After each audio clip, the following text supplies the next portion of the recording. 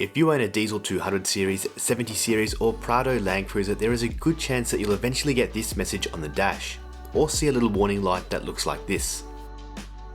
That's exactly what's happened to my 2014 200 series.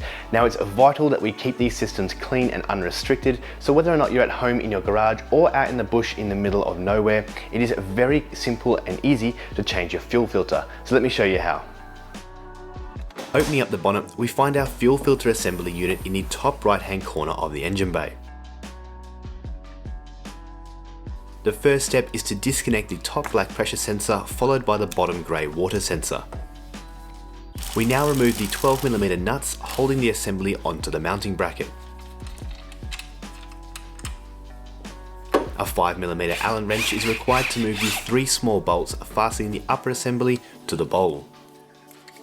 Removing these will allow us to pull the upper assembly up and off, noting it may have a little resistance with the bowl. We can push the upper assembly up and out of the way, securing it behind other components.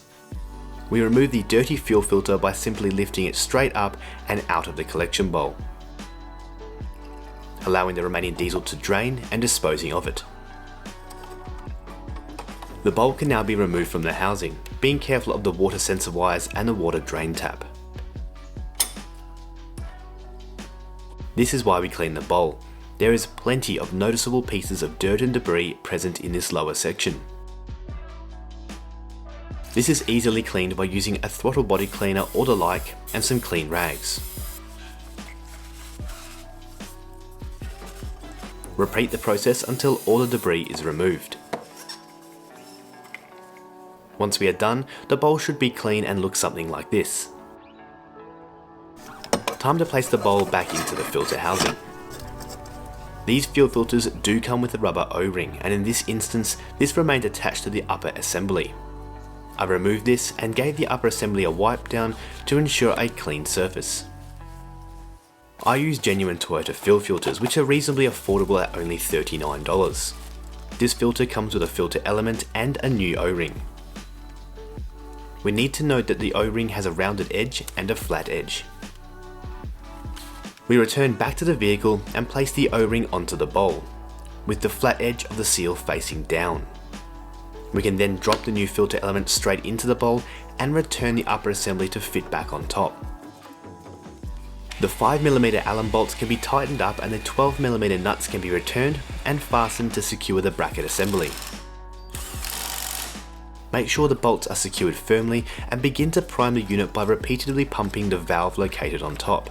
This can take some time when the bowl has been emptied, but continue until that valve is firm. The filter has been changed. However, we still need to clear our warning lights.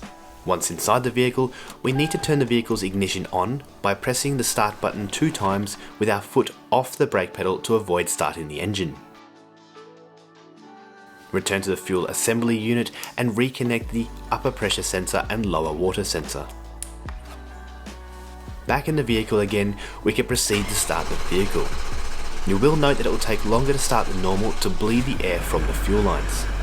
It is quite common for the engine to stall out as air will still be within those hoses. Repeat the priming step by operating a push valve and restart the engine.